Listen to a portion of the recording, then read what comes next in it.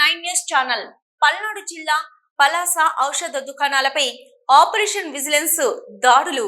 పల్నాడు జిల్లా కేంద్రమైన నర్సరావుపేటలో ఔషధ దుకాణాలు ఏజెన్సీలపై eagle team, vigilance and enforcement పోలీసులు సంయుక్తంగా దాడి చేశారు. ఆపరేషన్ గరుడలో భాగంగా సత్తెనపల్లి రోడ్లోని భాగ్యశ్రీ మెడికల్ ఏజెన్సీలో తనిఖీ నిర్వహించారు. అనధికార గోదాంలో అనుమతులు లేకుండా భారీగా గుర్తించిన ఔషధ నిల్వలను సీజ్ చేశారు.